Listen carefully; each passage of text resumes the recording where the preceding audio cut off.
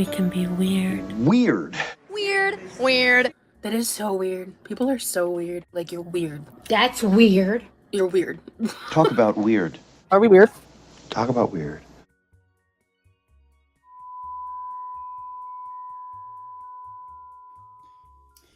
Oh my god, hey guys, what's up? Welcome back to my channel.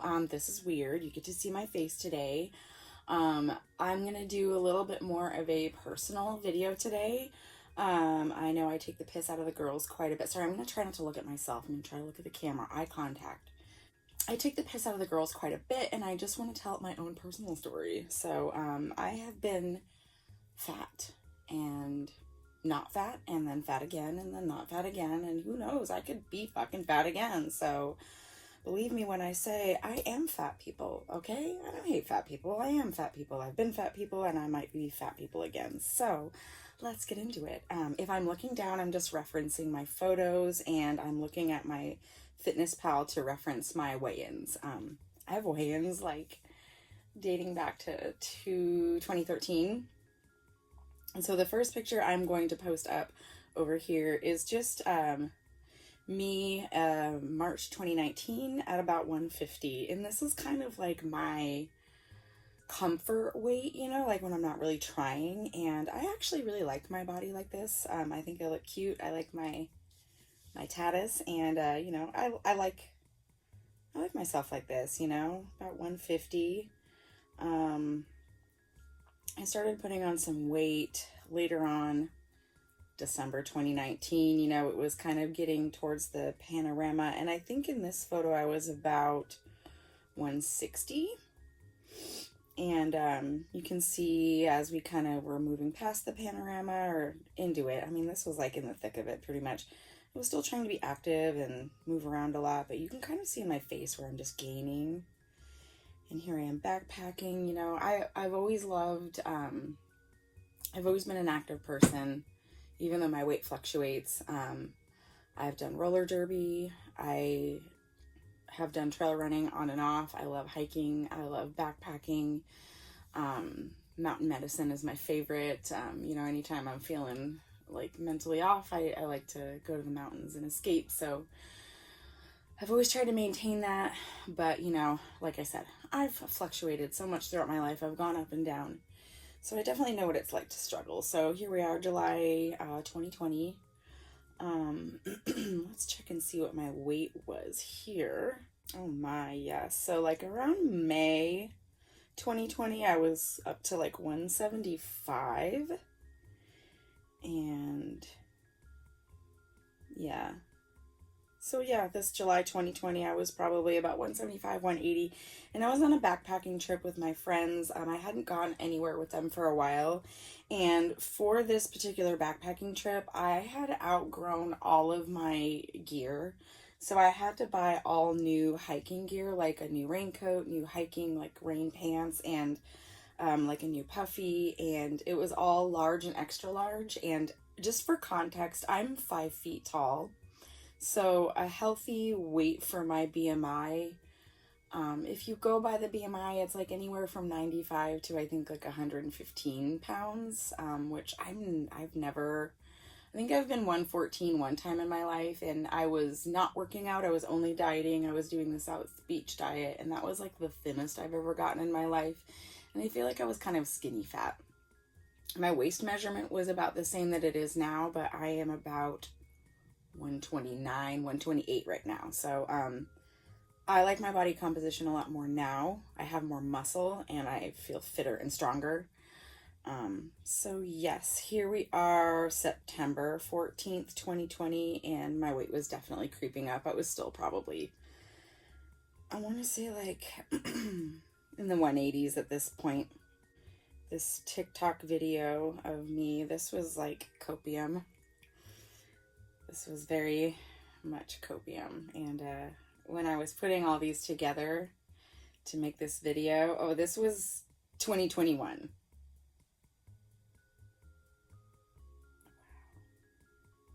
This was January 2021. And I was 195, and I stayed this weight for like a year. And I cried when I was putting these together because I'm trying to be happy, but I was not. It was in the middle of the pandemic, and I felt like depressed and scared and sad, and this was not me at my best. This was not me happy. And I don't hate my body. Again, I don't hate my body. But I hated the things that I couldn't do. I hated that I couldn't do things. I hated that I couldn't just get up and go on an adventure without like paying for it. That backpacking trip I did with my friends, I ended up getting really sick because I pushed it really hard. You know, I was trying to keep up with my friends that I had done past things with, and you know, they had maintained good health and I hadn't, so trying to keep up with them, it really, like, I paid for it. I got heat exhaustion, I got sick, I pushed it too hard, and it just really made me realize what I had done to myself, you know, what I had sacrificed in the want to like seek comfort. I was making myself very uncomfortable. So yeah, there's that. So I'm just kind of giving you like a baseline of my starting. So that was my rock bottom. You know, starting January 2021, and let me check my FitnessPal because I have the weigh-ins. God. Yeah, okay, so it says here May 15th, 2020, I was up to 175, and so I kind of slowly creeped up. February 2021, I was 195. January 2022, 195. But yeah, for that year, I kind of hung around. I did lose about 20 pounds. I got down to like 160 in June of 2022, and then I started gaining weight again. I got up to 170 again in February. March 18th, 2023, like a couple days later, I took this first like before shot, and I was like 170. So I feel like that was my official starting weight when I started training to run ultramarathons. So what happened is, years and years ago, I was talking to my buddy who also does ultra running, and we had kind of had a fleeting conversation, a what if, you know, what if we had, you know, what if we do this long run together? You know, we had talked about section running. It's a 100-mile trail, and we would have broken it up into 3 sections and done like 30-mile chunks of it. It would have been 3 ultramarathons. Neither one of us had run an ultramarathon at the time.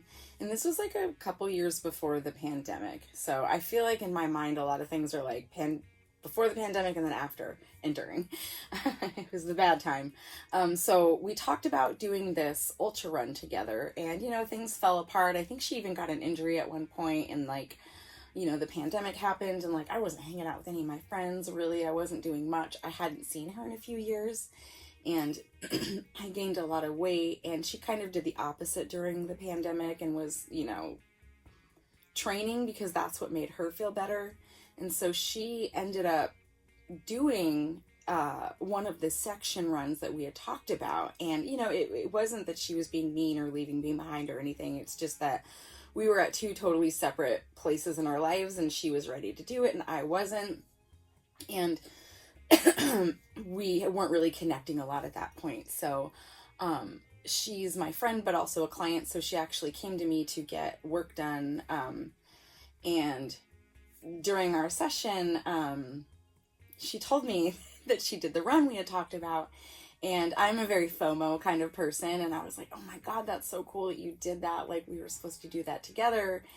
And, you know, it was such a fleeting conversation that we had that, like, she barely remembered that we, you know, talked about doing it. So I didn't feel like she left me behind or anything, but it just stuck in my head that it's like, man, she stuck through and she did it. And like, I didn't. I ended up completely dropping off and abandoning any fitness, any health, any adventuring, any activity other than like sporadically.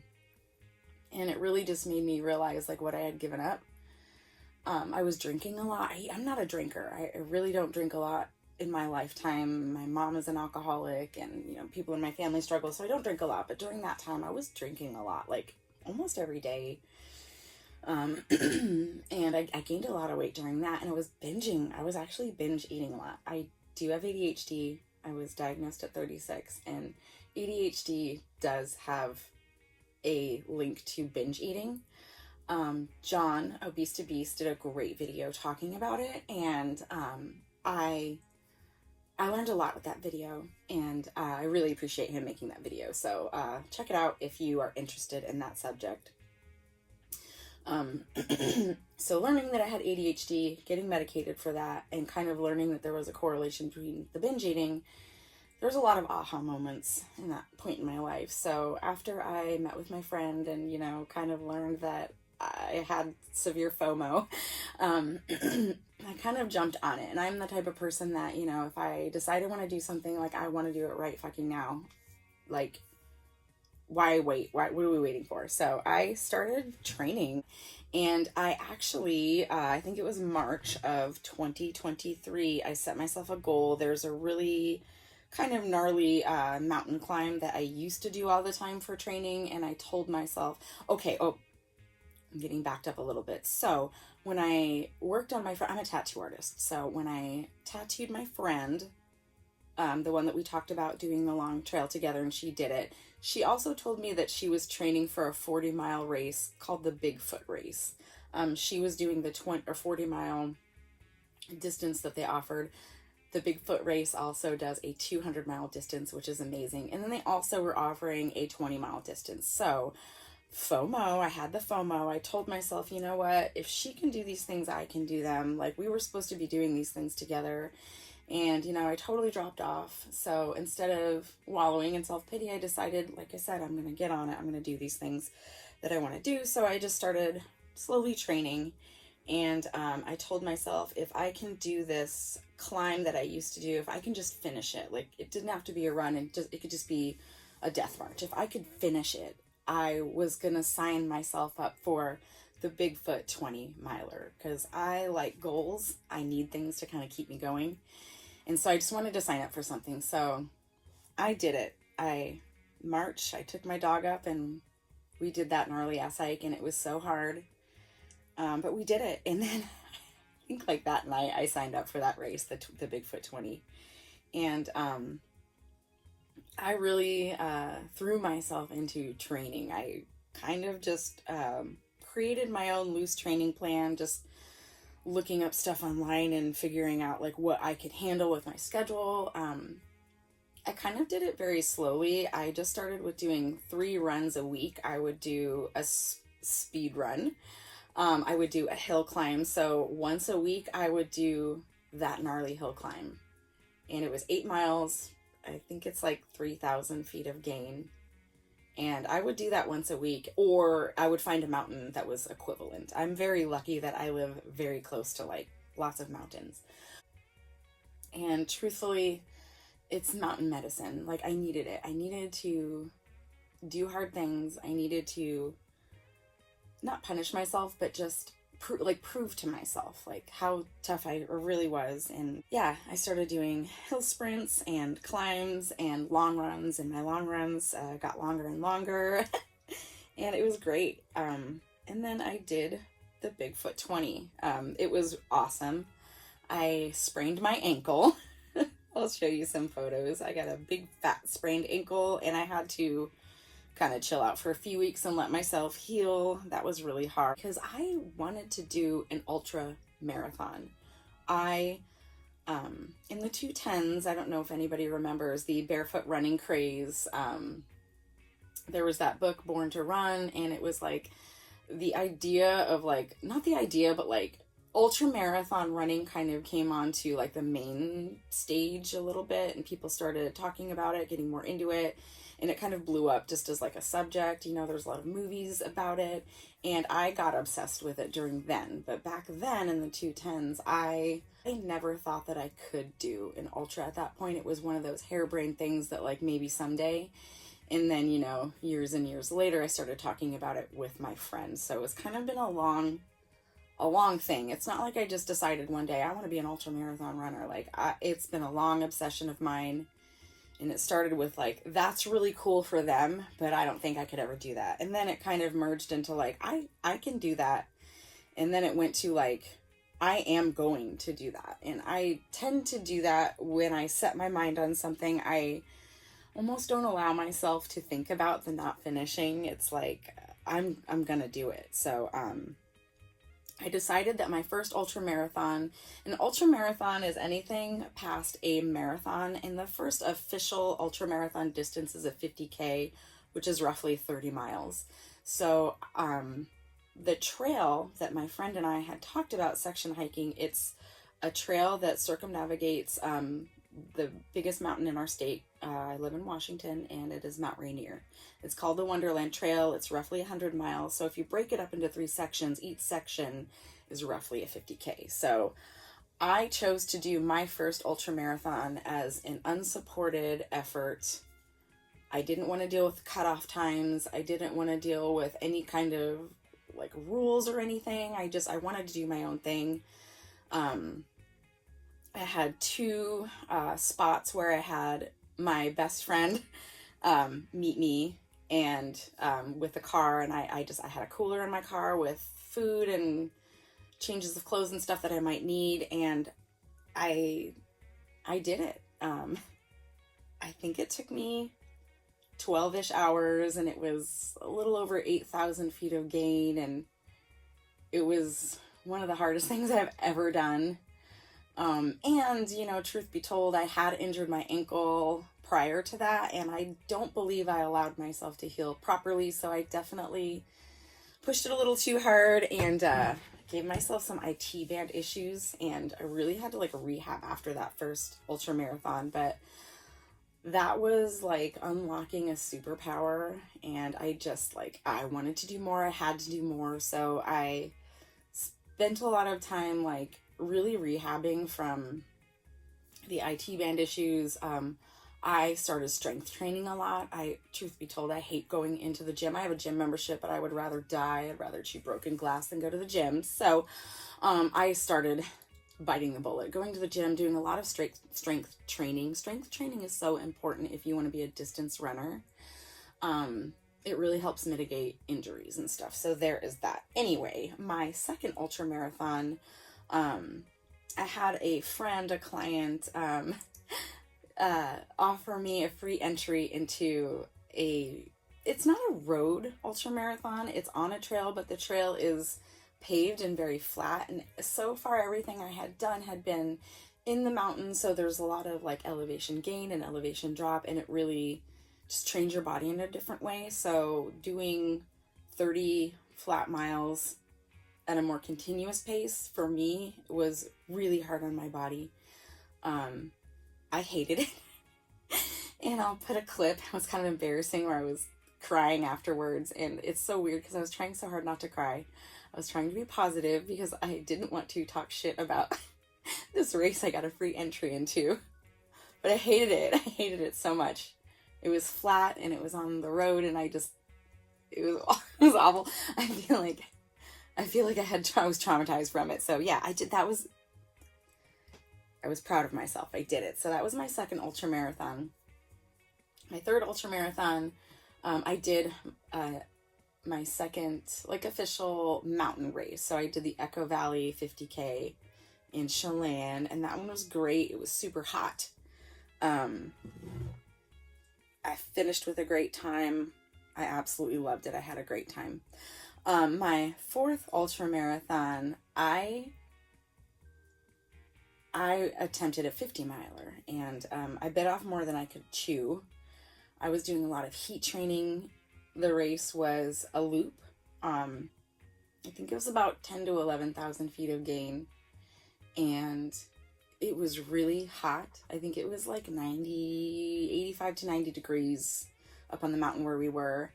And I ended up so this one, I absolutely do enter into things telling myself that I could do it. But, with ultra running, it does get to a certain point where I feel like at certain distances, you do have to enter with the knowledge that you could DNF, which is a do not finish.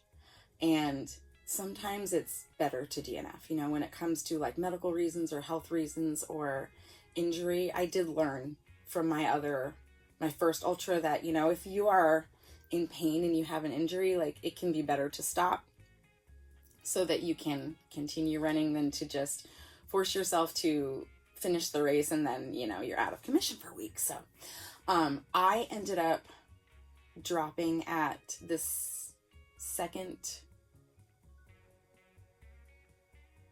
I think it was the second aid station. So the way they set it up, you hit the aid station at 24 miles, and then you had to do a loop going around this mountain, and you would hit the same aid station again, but at 38 miles. So I hit that aid station at 24 miles, and I was like, not doing so good in here, but I was like, rally girl, keep doing this.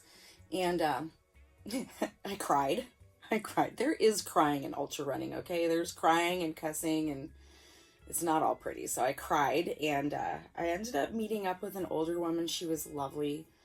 I don't know her age, but she's definitely my mom's age, and she was doing the 50 miler as a training run for a 200 miler, and she was so strong and so upbeat and amazing that I ended up following her, and she really helped me through.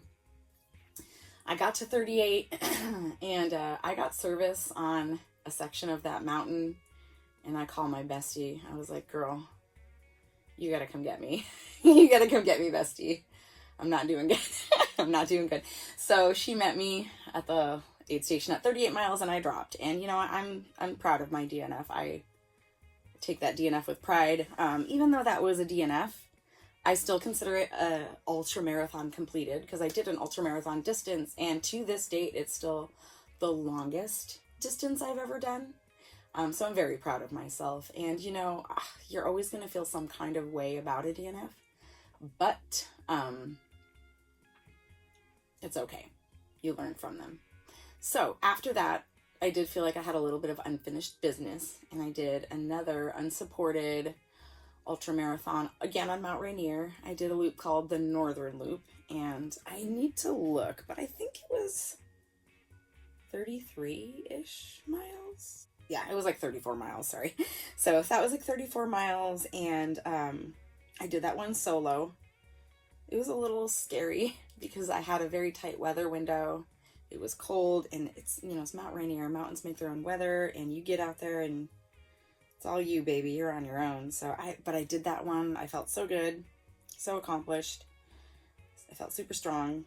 And then my last ultramarathon, my 6th ultramarathon, was this year. I did the Echo Valley ultramarathon again, and I bettered my time by, I believe, 7-ish minutes. So super proud of myself. And that's where we are to date. So, through all of that, I did clean up my diet quite a bit. I quit drinking. I quit binge eating. I started actually tracking my food. And I didn't go on a heavy deficit because I was running a lot, you know, and running makes you hungry. And I did notice right away that I started trying to be on a deficit, and I was tired a lot. I was napping during the day a lot, and I felt like I was tired a lot. So I started eating a little bit more, and that really helped. So, you know, if you're training and you are trying to cut a little bit of weight, in my personal opinion, I feel like being on a very slight deficit is better than being on a heavy deficit where you might lose a lot of weight, but you're probably going to sacrifice some muscle tone. So, like I said, I think the lightest I've ever been was 114, and I'm 128 now, but my measurements are the same. Like, my waist is the same measurement that it was back then, and I have more muscle mass. Like, I'm not sure how accurate the scale is, but my muscle mass is more now. And this last year, I've lost maybe like 5 pounds very, very slowly. I eat in a very, very like low deficit. I barely a deficit.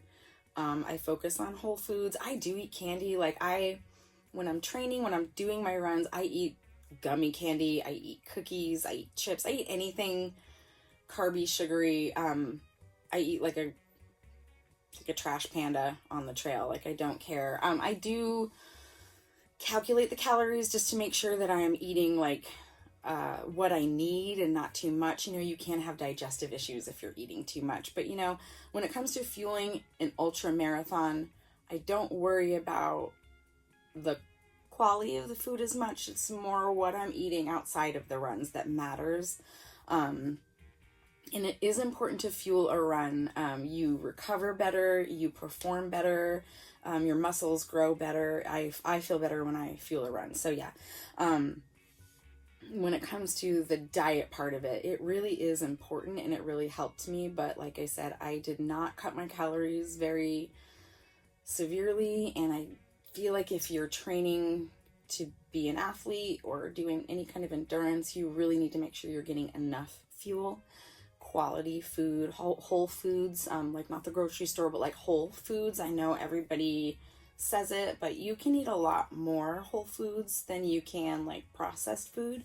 And that's why I believe processed food has its place in ultra running, because you can eat a smaller amount of food and get more nutrients, more calories. It's more bang for your buck than like if you were trying to fuel with just whole foods, you would have to eat a lot more volume. So you know, processed food and sugary, carby foods, they have their place and their uses, but you just have to be careful and mindful about when you consume what and what you're doing, what you're using it for, what, you know.